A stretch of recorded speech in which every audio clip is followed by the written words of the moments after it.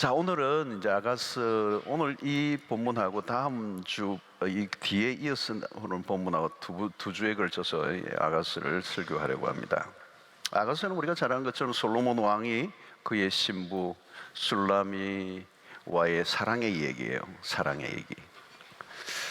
네, 그 사랑이 굉장히 그 사랑을 통해서 하나님과 우리와의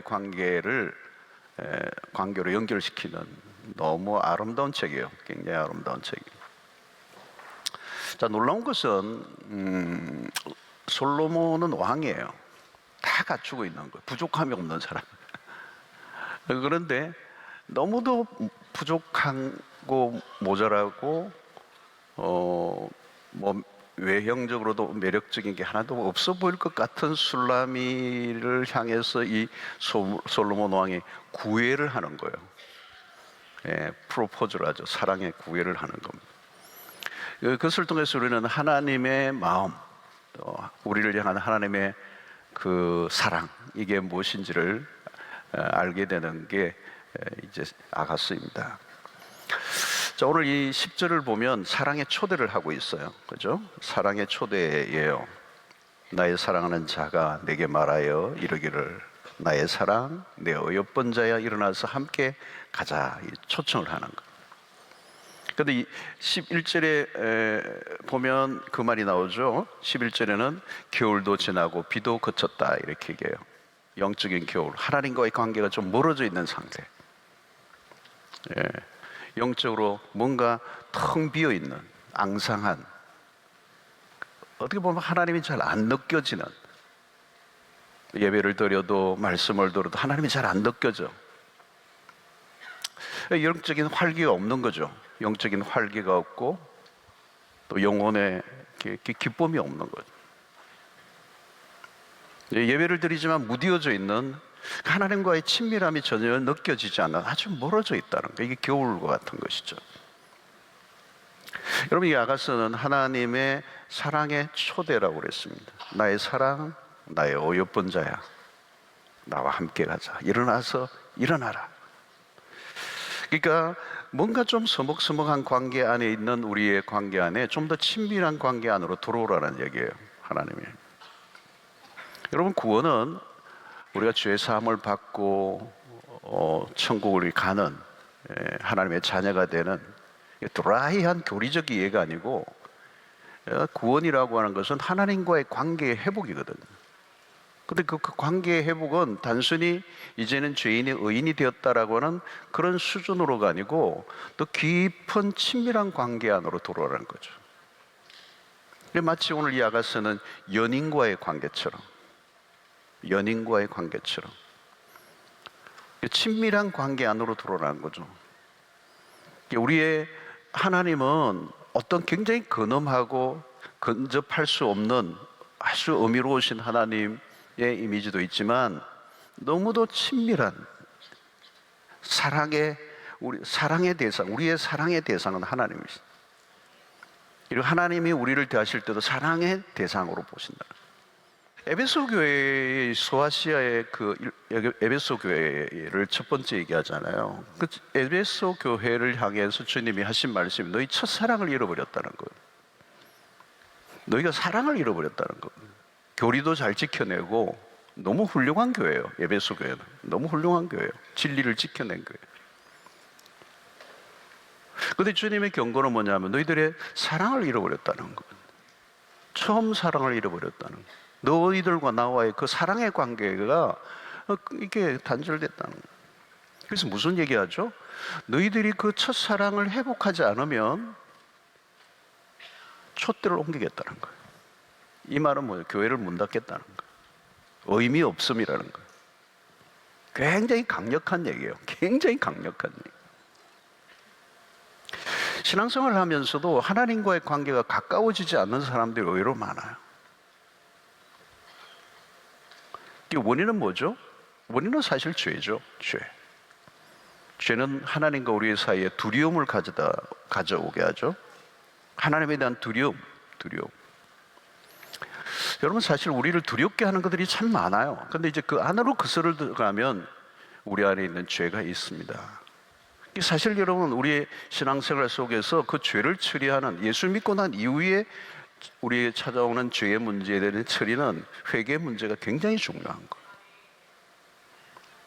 그러니까 이 회개를 소홀히 하면 나도 모르게 하나님을 멀리하는 거죠. 하나님은 언제나 가까이 계세요. 그런데 내 마음이 하나님께로 가지 못하는 거예요. 그리고 두려움이 있어요. 여러분, 이 두려움이라고 하는 것은 뭐 다른 어떤 두려움도 있지만요, 하나님에 대한 두려움, 하나님에게로 더 가까이 가지 못하게 하는 거. 이거 죄를 지은 인간은 두려움을 갖고 있는 거죠. 불안과 공포와 두려움. 근데 그 두려움의 가장 큰 두려움은 뭐냐면 하나님에 대한 두려움이라는 거예요. 절대자에 대한 두려움은 자연스러운 거죠. 그래서 우리는 경외라는 단어가 있잖아요. 경외라는, 하나님을 경외한다는 그 말에는 하나님을 두려워함이 있죠. 근데 그 두려움만으로 끝나면 안 되죠. 그분에 대한 사랑이 우리가 포함된 두려움, 이게 건강한 거죠. 자, 여러분, 두려움만으로는 하나님께 나아갈 수가 없어요. 죄를 지은 인간은 숨습니다. 두렵기 때문에. 에덴 동산에서 죄를 짓고 난 이후에 아담과 하와는 숨죠. 제일 첫 번째 행위가 숨는 거예요. 그래서 이 두려움의 마음은 하나님으로부터 내가 스스로 멀어지려고 하는 거예요. 그리고 고립되어져 가는 거죠. 하나님과 나도 모르게 벽을 쌓고 있는 것입니다. 그래서 신앙생활을 하는데도 두려움을 해결하지 못한 사람들이 많아요. 하나님을 두려워하는 거죠. 어떤 분은요, 봉사를 열심히 하는데, 그 봉사 열심히 하는데 두려움으로 하는 거예요. 주의를 지키는데도 두려움이 있어요. 안 나가면 하나님이 치실 거야. 자꾸 치실 거래. 그러다가 또 접촉사고가 교회 오다가 나서 역시 치시네, 뭐 이러고. 또 교회 입구에 계단에서 넘어졌는데 또 치시네, 그러고. 자기가 실수해가 미끄러져 놓고. 하나님 그렇게 하시는 분 아니에요, 여러분. 선교를 어떤 분은 두려움으로, 어쩔 수 없이 옛날에 그 서약했던 것 때문에 두려움으로 가는 분들이 계세요. 나는 원하지 않아. 근데 두려움으로 끌려간 거예요. 기쁨이 없는 거죠. 안 하면 내 인생 망할 것 같은 두려움이 있는 거예요. 회개를 하지만 두려움이 있어요. 내 죄를 하나님이 용서해 주지 않을 거예요, 이제는. 여러분, 이 두려움을 제거하지 않으면 하나님께로 기꺼이 나아갈 수가 없죠. 그래서 요한 1서 4장 18절에 이런 말을 했습니다. 사랑 안에 두려움이 없고, 사랑 안에 두려움이 없고, 온전한 사랑이 두려움을 내쫓나니. 온전한 사랑이 있으면 그 두려움을 다 쫓아내버리는 거예요. 두려워하는 자는 사랑 안에서 온전히 이루지 못한다는 거죠. 여러분, 우리가 하나님의 사랑을 경험한다면 그 사랑 안에서 두려움을 이길 수가 있어요. 그 사랑이 어디에서 확인됐죠? 십자가를 통해서. 아버지의 사랑 안에 머물러 있을 때 두려움을 몰아낼 수가 있어요. 그래서 우리는 그 두려움이 어디로부터 왔는가를 계속 확인을 해야 돼요. 우리는 더 이상 숨을 필요가 없다는 것입니다. 그리스도 안에서 우리를 신부로 받아들여 주시는 거예요. 너는 나의 사랑하고 어여쁜 자라고, 그리스도 안에서 우리를 신부로 받아주신 신랑 되신 그리스도. 더 이상 우리가 율법 아래 있을 이유가 없다는 거예요. 우리가 실패하고 넘어졌다 할지라도 결코 도망가면 안 돼요. 그리스도의 십자가를 붙잡고 그분에게로 나아가는 거예요. 어떻게 나아가요? 담대히 나아가는 거예요. 어떤 두려움도 없이. 그래서 우리는 하나님과의 관계가 친밀해지려면 이 두려움을 해야 돼요. 이 두려움에서 벗어나야 되는데, 그 두려움이 클수록 하나님과의 거리가 점점 멀어지는 거예요. 주님의 발에 입을 맞춘 마리아를 보세요. 주님의 발에 입을 맞추는 마리아. 더 이상 고리가 없어요. 더 이상 두려움이 없어요. 더 이상 죄책감을 가지고 그 과거를 끌어안고 먼 발치에서 주님을 바라보고 있는 마리아가 아니에요. 마리아는 이미 주님 앞에 완전히 다가와서 무릎을 꿇고 그분의 발에 입을 맞추고 있는 거예요. 이게 무슨 거리가 있어요, 여러분? 그런 과거가 있는 여인이었어요. 허물이 많았어요. 그러나 주님의 용서를 입었어요. 그리고 이제는 더 이상 주님 앞에 두려움 없이 그분 앞에 완전히 바싹 다가와 주님의 발에 입을 맞추고 있는 거예요. 더 이상 두려움을 갖고 있지 않습니다. 주님과 깊은 사랑에 빠져 있는 마리아예요. 자, 오늘 이 본문에 이제 사랑할 시간이 왔다는 거예요. 그 겨울이 지나갔다는 거예요. 이제 봄이 왔다는 거예요. 여러분, 여기 겨울이 끝났다는 것은 무엇을 의미하는 겁니까? 그리고 겨울이 지나고 차가운 비도 이제 그쳤어요. 그리고 12절에 보니까 지면에는 꽃이 피고 새가 노래할 때가 이르렀다. 비둘기의 소리가 우리 땅에 들리는구나. 이 새로운 시기가 왔다는, 겨울이 지나가고 봄이 왔어요. 지면에는 꽃이 피기 시작하고 새들이 노래를 하고 있다는. 13절에도 그랬죠. 무화과 나무에는 푸른 열매가 익었고 포도나무는 꽃을 피워 향기를 토하는구나. 나의 사랑, 나의 어여쁜 자야, 일어나서 함께 가자. 반복하고 있죠. 이게 사랑의 프로포즈예요. 주님은 이제 사랑할 때가 왔다는 거예요. 가까이 다가오라는 거예요. 솔로몬은 술라미와의 사랑에 나눌 날을 지금까지 기다려온 거죠. 여러분, 성경은요 온통 하나님의 구애, 하나님의 프로포즈로 꽉 차 있어요. 성경을 자세히 들여다보면요, 성경은 정말 사랑의 세레나데예요. 사랑의 얘기로 가득 차 있어요. 사랑을 빼버리면 이 성경은 얘기가 안 돼요. 창세기부터 요한계시록 완전히 사랑으로 범벅을 해놓았어요. 사랑의 이야기예요. 사랑의 얘기. 하나님이 우리에 대한 사랑은 너무 뜨거워요. 너무 간절해요. 하나님의 사랑은 용광로처럼 들끓어요. 소극적이지 않아요. 매우 적극적인 사랑이에요. 어느 정도? 자기의 독생자까지 내어주실 만큼. 그래서 이 아가스에서 드러난 사랑은 굉장히 맹렬해요. 맹렬한 사랑이에요. 자, 겨울과 다른 때가 왔다는 거예요. 이제 열매를 맺고 포도나무에 꽃이 피어 향기를 토해내는. 근데 여러분, 가만히 보시면 겨울은요 그냥 어둡고 차디한 시간만은 아니에요. 겨울은 봄을 준비하고 있는 시간. 겉으로 보면 추운 겨울에 아무 일도 일어나지 않는 것 같지만, 그러나 겨울은 봄을 위해 성실히 준비하고 있는 시간. 그래서 여러분, 영적으로 겨울을 보낼 때가 있어요.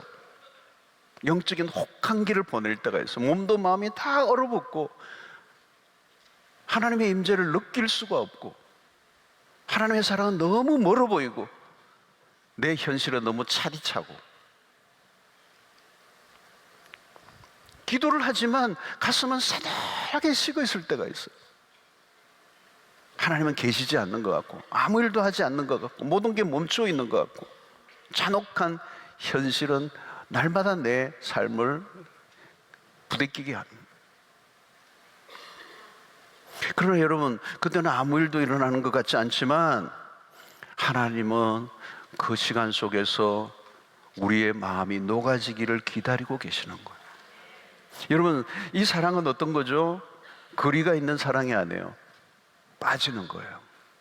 Fall in love예요. 사랑에 빠지면요, 그 다음부터는 내가 할 게 없어요. 사랑의 힘이 나를 끌고 가요. 하나님은 우리를 사랑하시는 분이에요. 하나님이 우리를 사랑하지 않는다면 우리의 사랑은 의미가 없는 거잖아요. 하나님의 사랑을, 하나님의 사랑이 있으니까 우리가 그분에게 다가가는 거잖아요. 근데 그 하나님의 사랑은 의심할 필요가 없다는 거예요. 아가서 전체를 통하여 주시는 강력한 메시지는, 하나님은 너무도 뜨겁게 술라미를 사랑한다는 거예요. 성경 전체를 통하여 성경이 우리에게 말씀하는 것은 하나님이 우리를 이처럼 사랑하신다는 거예요.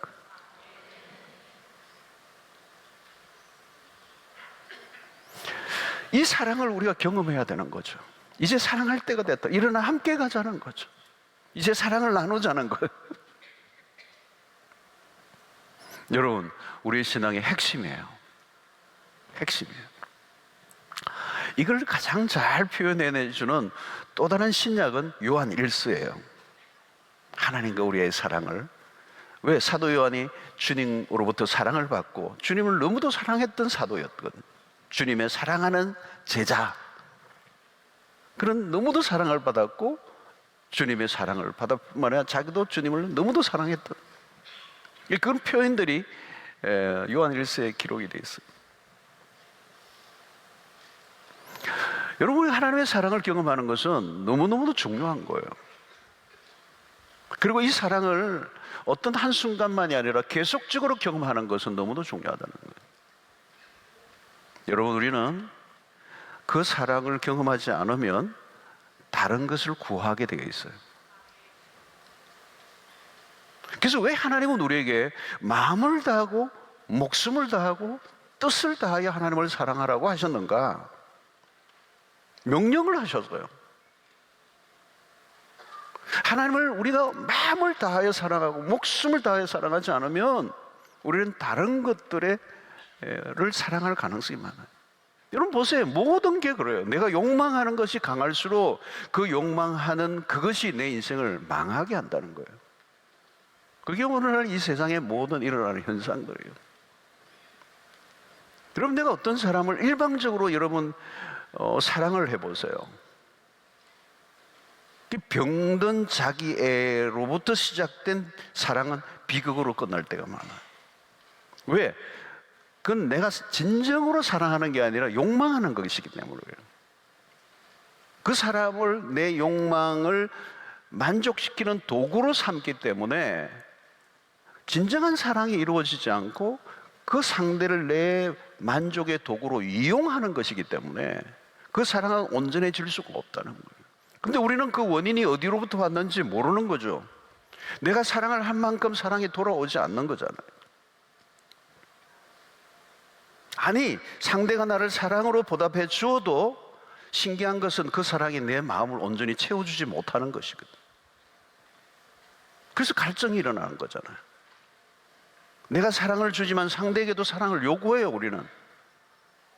그리고 그 사랑은 전적으로 소유하려고 하는 사랑이란 말이에요. 소유하려 하고 지배하려 하고, 그래서 아무리 해도 내 마음을 채워주지 않을 때, 그죠? 불행해지는 거죠.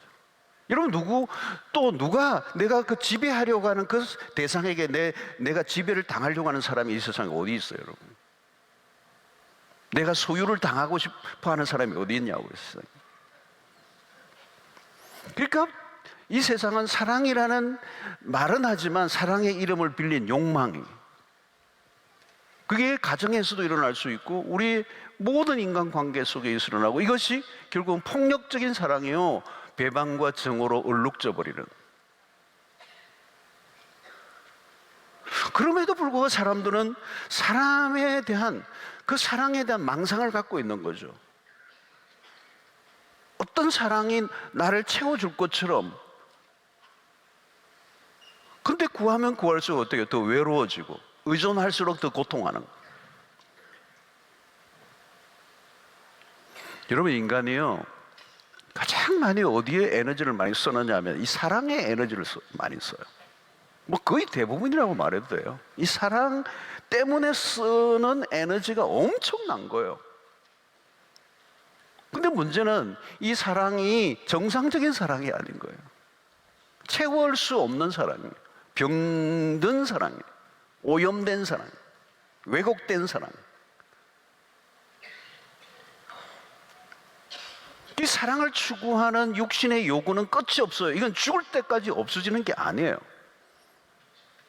왜? 하나님은 인간이 사랑을 추구하도록 만들어 놓으셨기 때문에. 근데 문제는 그 사랑이 어떤 사랑인가? 내가 얻고자 하는 기대치와 현실은 언제나 거리가 멀어지는 거예요. 아무리 다른 사람들로부터 인정을 받고 사랑을 받아도 내면은 텅 비어 있고,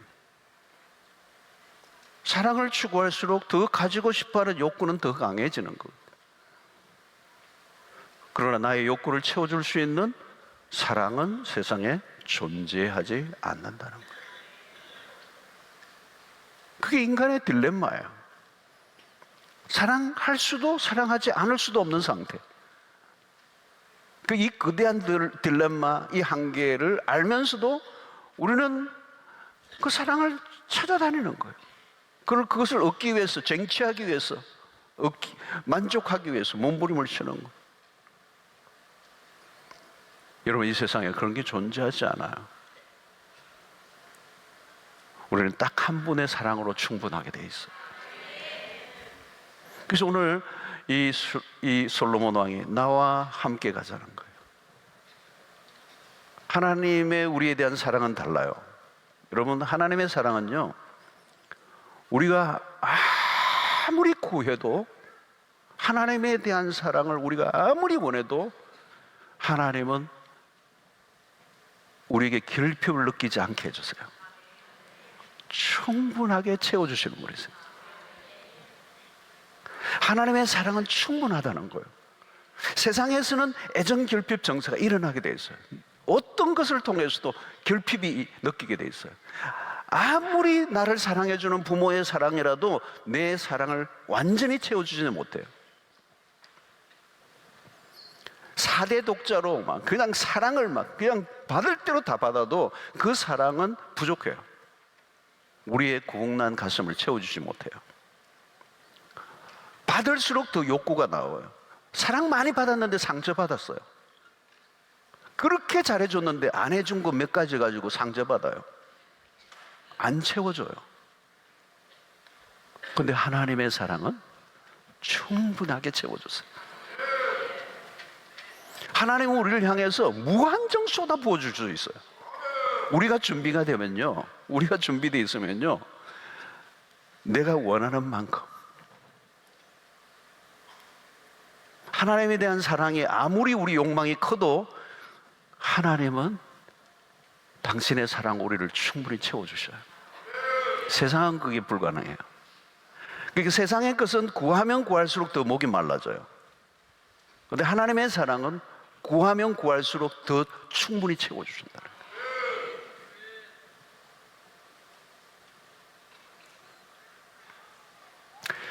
우리가 준비가 되면 하나님은 지체하지 않고 우리 안으로 들어오시는 거예요.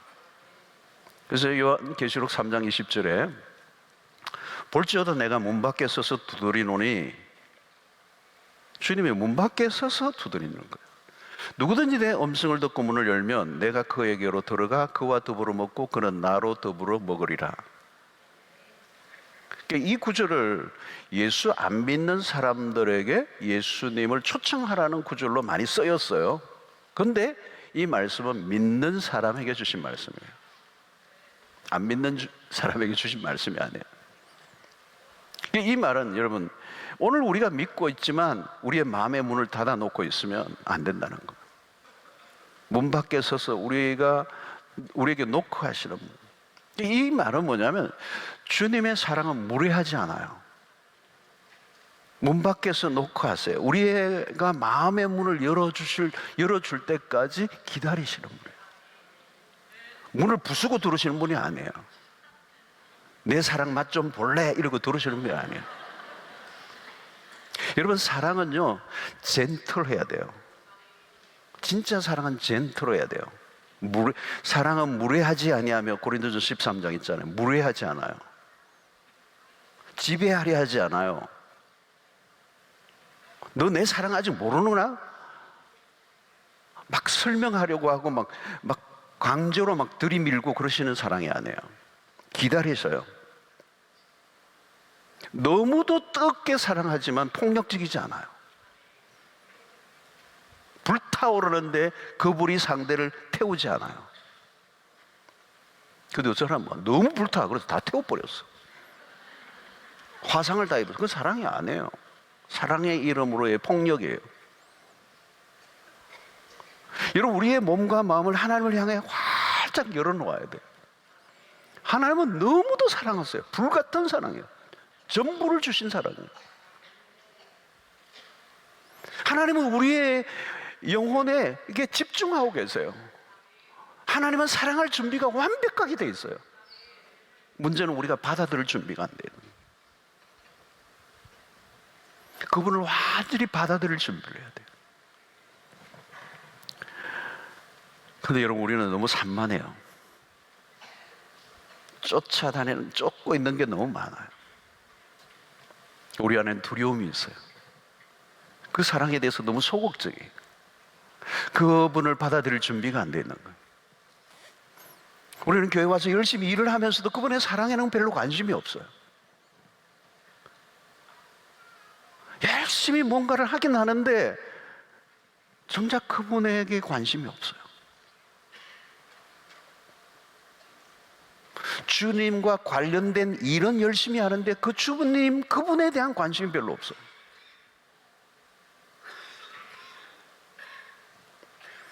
하나님은 우리에게 계속 우리에게 향하고 있어요. 우리에게 관심이 있어요.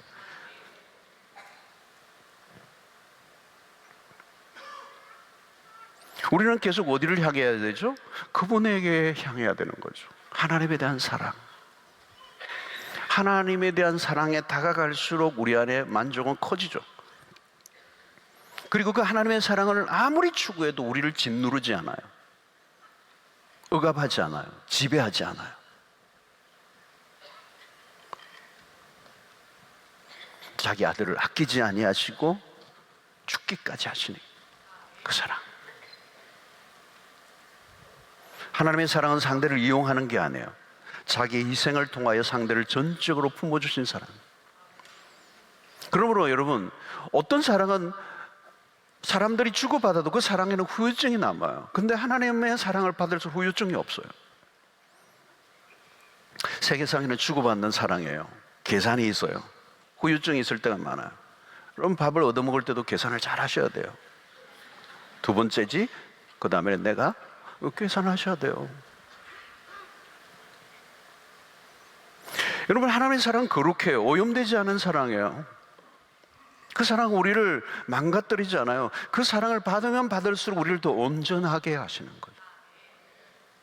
더 이상 육신의 요구에 시달리지 않아요. 사랑을 받을수록 더 아름다워져 가는 거죠. 여러분, 하나님과 사랑을 나눌 수 있는 관계가 되는 것보다 더 아름다운 것은 없어요. 그 사랑은 일방적이지 않아요. 하나님과 사랑을 나눌수록 내가 사라지는 게 아니라 내가 더 온전해져 가는 거예요. 그러므로 여러분, 하나님의 사랑을 우리가 온전히 받을 줄 알 때, 사랑을 나눌 때 비로소 어떻게 되는지 아세요? 사랑을 할 줄 아는 사람이 되는 거예요. 그러면 신앙생활을 하는 것은 그 사랑 안으로 들어가는 것입니다. 구원을 받은 것으로 만족하고 끝나는 게 아니라 하나님의 자녀로서 이제 그분의 신부로서 그분의 사랑 안으로 들어가는 거예요. 여러분, 하나님은 우리에게 당신의 사랑을 우리가 온전히 경험하기를 원하신다는 거예요. 그리스도 안에서 나를 사랑하는 거. 그 말이 뭐예요, 여러분? 그리스도 안에서 현재의 나를 사랑하는 거. 그냥 현재의 나를 사랑하기는 어려워요. 그죠? 그냥 내가 나를 사랑하는 거 어렵거든요. 그래서 영원할 수 없는 사람들이 정신적인 어려움, 우울증, 열등감, 낮은 자존감, 너무너무 힘들게 살아가는 사람들이 많잖아요. 그리스도 안에서 나에게 처해져 있는 어떤 상황도 기꺼이 받아들이고 약할 때 강함 되시는 그 하나님의 은혜를 받아들였던 바울 사도는 그 약한 것마저도 그리스도 안에 있으니까 그게 블레싱이 된다는 거예요. 다른 사람들 가진 걸 더 부러워하지 않는 거예요. 내가 그리스도 안에서 보니까 괜찮아. 의외로 자기 혐오에 빠져 있는 사람들이 많아요. 그러나 여러분, 나에게 주어진 것이 하나님의 사랑의 손길로 받아들이고 감사하는 거죠. 그것이 십자가 안에서 가능하다는 것입니다. 지금의 삶은 하나님의 사랑 안에 있다는 것. 우리는 십자가 안에서 내가 얼마나 가치 있는 존재인 것을 깨닫는 것입니다. 십자가 앞에 서 있어 보는. 그래서 복음이 그렇게 강조되는 이유가 거기에 있습니다. 하나님이 나를 얼마나 귀하게 계시니. 그래서 오늘 여러분 반복되잖아요. 나의 사랑, 나의 어여쁜 자야 그러잖아요. 이 신랑의 음성이거든요. 나의 사랑. 넌 나의 사랑이야. 넌 나의 어여쁜 자야. 두 번이나 반복돼요. 근데 술람이 여인은 뭐예요? 피부가 검었다는 거죠. 그러나 너가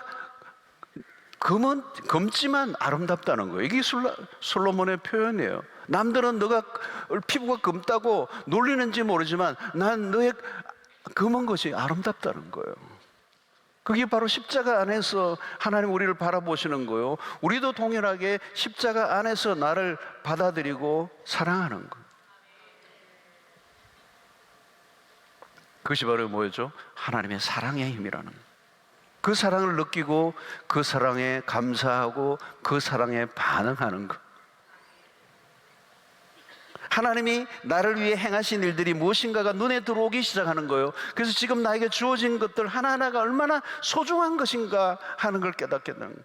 현재 나와 관련된 것들을 다 바라보니 그 하나하나가 다 하나님의 사랑의 흔적이요, 내가 하나님의 사랑의 빚을 지고 있다는 것을 느끼니까 어떤 것 하나도 소중하지 않는 게 하나 없는 거예요.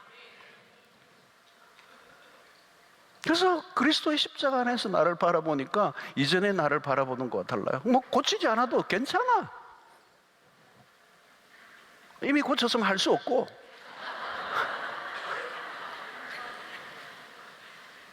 내가 뭘 바꿔서 나를 사랑하신 분이 아니잖아요.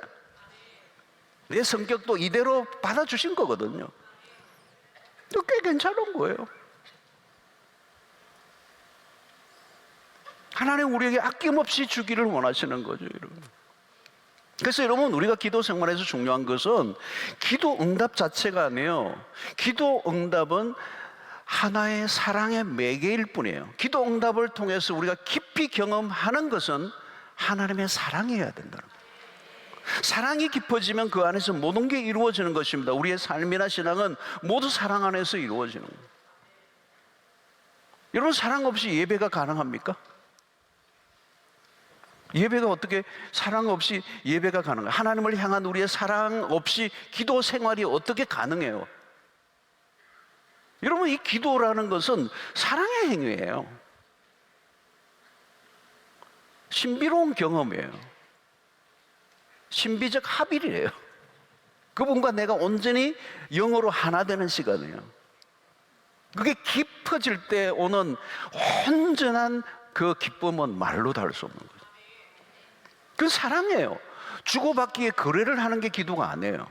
응답 안 하면 나 이제 빠이빠이가 아니고, 그 기도하는 자체가 하나님의 사랑 안에 머물러 있는 것이고, 그 기도 속에서 우리는 하나님의 임재를 느끼며 그분의 음성을 듣고 그분과 하나가 될 때, 막 기도가 이루어지든 이루어지지는 상관없어. 여러분, 하나님을 향한 사랑이 없는 기도 생활이 언제까지 가능하겠어요, 여러분? 오래가지 못해요. 지치게 돼 있어요. 근데 사랑하면 어때요? 그분의 임재에 그냥 머물러 있는 자체가 너무 좋아요. 이 시간이 끝날까봐 두려워. 그냥 앉아있는 자체가 너무 행복해.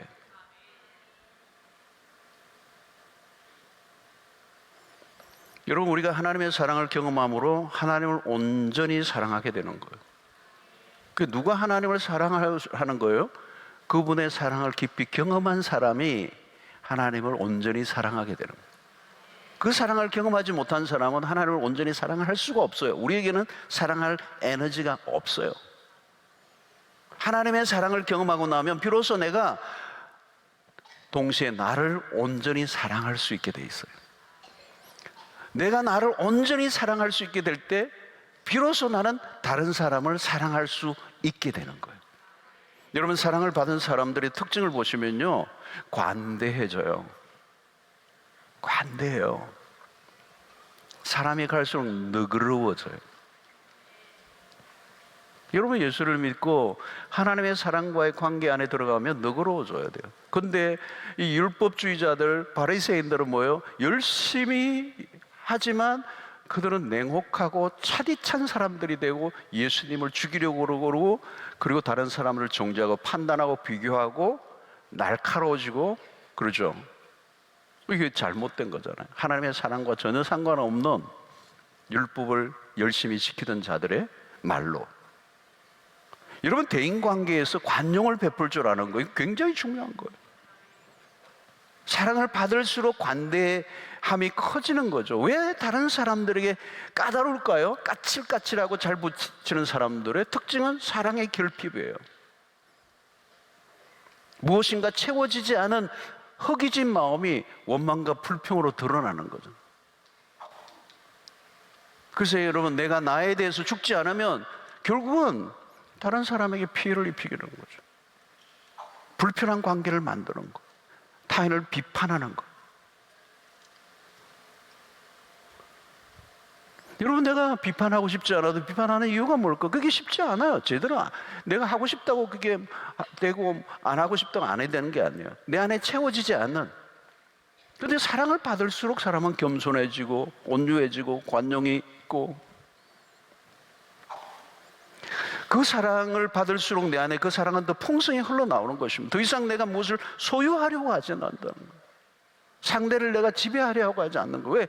내가 그 사랑을 온전히 받았기 때문에 그 사랑을 더 이상 목말라 하지 않고 이제 내 안에 채워진 그 사랑을 흘려보내는 사람이에요. 그래서 하나님의 사랑을 우리가 아무리 요구해도 괜찮고, 그 사랑은 위험하지 않고, 그 사랑은 안전하다는 거예요. 그 사랑은 뜨겁지만 부드럽다는 거예요. 세상에 어디에서도 볼 수 없는 사랑이에요. 여러분, 인간의 삶에 주어진 축복 중에 하나가 뭔가 하면요, 우정이라는 거예요. 우정이에요. 여러분, 우정은 가장 현실적인 삶이에요. 일상에서 누리는 행복이에요. 여러분, 사랑을 충분히 받은 사람은 다른 사람과의 관계가 풍성해져요. 함께 할 줄 아는 복을 누리는 거예요. 사람들과 조화를 이룰 줄 아는 사람인 거죠. 그게 자기 중심성에서 벗어나야 가능한 거죠. 함께 할 수 있는 거잖아요. 다른 사람에게 관심을 기울여주고 그들의 필요에 다가가고, 그분을 만나면 회복이 일어나는 거예요. 하나님은 우리를 만드실 때 하나님을 사랑하고 이웃을 내 몸과 같이 사랑하도록 디자인해 놓으셨어요. 그것이 우리의 삶을 가장 기쁘게 하고 가장 만족스럽게 하는 비결이기 때문에 그래요. 하나님은 우리를 온 마음을 다해 사랑하도록 만들어 놓으셨어요. 그리고 그 하나님을 온전히 사랑하고 이웃을 온전히 사랑하지 않을 때 우리의 삶의 모든 것은 뒤틀리게 만들어져 있다는 거예요. 하나님을 온전히 사랑할 때 우리는 하나님을 위해 살고 싶어지죠. 우리의 모든 열정은 그 사랑 안에서 나오는 거예요. 그 사랑이 나를 이끌어가는 거잖아요. 오늘 여러분, 이제 겨울은 지나가고 비가 그치고 이제 꽃들이 피어나고, 오늘 우리의 영적인 계절에도 우리 모두에게 봄이 오게 되기를 축원합니다. 하나님을 더 뜨겁게 사랑할 계절이 왔다는 거예요.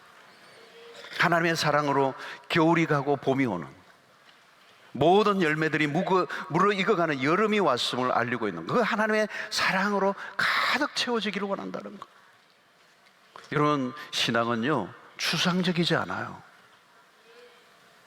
어떻게 사랑이 추상적일 수가 있어요? 어떻게 관념적인 사랑으로 사랑에 만족을 할 수 있어요? 하나님과의 관계가 추상적이면 안 돼요. 성경 공부나 기도 생활을 하려고 애를 쓰는 것만으로는 안 돼요. 주님과의 사랑의 회복이 먼저예요. 사랑에 빠진 사람이 아까 그랬잖아요. 열정이 나온다는 거. 성경을 읽고 싶어져요. 사랑하는 분이 무슨 말씀을 하셨는가에 귀를 기울이고 싶다는 거예요. 이걸 그냥 무슨 연구하는 과제로 여기면 이번에 독파해야겠다 이래가지고 되는 게 아니라는 거예요. 일독을 못해도 그분의 사랑의 마음을 들여다보는 우리의 마음, 그분을 사랑하는 마음이 있을 때 기도가 하고 싶어진다는 거잖아요. 그러지 않으면 우리의 모든 것들이 그냥 율법적인 접근을 하게 되고 그냥 신앙 행위만 있을 뿐이지 진정한 하나님과의 관계가 깊어지지 않는 교회 생활에 익숙하면 결국은 무료한 종교 생활이 되어버리고 얼마 못 가서 그 신앙 생활은 굉장히 생기 없는 루틴으로 가게 된단 말이에요. 그러니까 신앙생활 하는데 조금만 지나면 감격도 사라지고 구원의 감격도 희미해져 버리고 교회 봉사는 하는데 그게 그렇게 동기부여가 되지 않고 직분은 받았으니 하기는 해야 되겠고 그러다 보니까 내 의의가 생기고 나만 헌신하는 것 같고 희생당하는 것 같고. 여러분, 사랑에 빠지면요 희생이라는 개념이 전혀 없어요. 내가 받은 사랑이 너무 크면요 희생의 개념이 없어요. 내가 받은 게 너무 크니까. 받은 은혜가 너무 큰데 무슨 희생이에요, 희생. 데이비드 브레너드가 그런 말을 했잖아요. 그리스도의 십자가 앞에 우리가 무슨 희생이라는 단어를 쓸 수 있는. 사랑을 하니까 그분에 대해서 의욕이 생기는 거예요. 내 사랑하는 그이가 뭘 좋아하는지 의욕이 생기는 거잖아요. 모든 게 그냥 능동적으로 일어나는 거예요. 그분에 관련된 일이라면 난 다 하고 싶은 거죠. 그분을 사랑하니까. 예배를 아무리 드려도 지루하지 않는 사랑에 빠져 있는 것입니다. 여러분들의 신앙은 어떻습니까? 요즘 하나님과의 관계가 식어 있지는 않는가? 오래적인 신앙생활로 지나오지는 않는가? 솔로몬이 술라이민을 향해 초대하듯이 오늘 우리를 향해 부르시는 거예요. 나의 사랑, 나의 어여쁜 자야, 일어나서 함께 가자. 이제 봄이 왔다. 더 이상 멀리 있지 말고 가까이 다가오라. 내게로 가까이 오라는 거예요. 내가 너로 인하여 기뻐한다는 거죠. 사랑하는 성도 여러분, 그 사랑은 우리의 가슴을 뜨겁게 하는 거예요. 세상에 빼앗겼던 우리의 마음들을 이제 하나님께로 돌이키는 이 밤이 되기를 바라요. 하나님을 전심으로 사랑할 때 그 안에 기쁨이 있습니다. 그 사랑은 부족하지 않아요. 그 사랑은 우리를 지배하지 않아요. 우리를 부끄럽게 하지 않아요. 무분별하게 무례하게 우리에게 밀고 오지 않아요. 우리를 기다리고 계세요. 마음의 문을 열라고. 난 너를 사랑할 준비가 돼 있다고. 그리고 내 사랑은 이 세상의 어떤 것과도 비교할 수 없는 사랑이라. 그리고 그 하나님의 사랑을 받고 그 사랑의 반응으로 그분을 전심으로 사랑할 때 그 안에 기쁨이 오는 거죠. 그 하나님과의 관계 안에서 주어지는 즐거움을 능가할 수 있는 것은 이 세상에 존재하지 않아요. 오직 그분으로 인하여 즐거워하고 기뻐하는. 그래서 그 즐거움과 기쁨이 우리의 삶을 끌고 가는 모든 힘이 되는 거예요. 그래서 우리는 그분을 위해 살고 싶은 거죠. 그분을 기쁘시게 하는 것이 내 삶의 이유가 되는, 내 사랑하는 자의 목소리에 귀를 기울이게 되고, 이 아가서를 정말 철야 때 계속 하고 싶을 만큼 너무너무 멋있는 책이에요. 이 사랑을 회복하는 여러분들 되시기를 축원합니다. 그 사랑으로 이 한 해 달려가시는 여러분들 되시기를 축원합니다.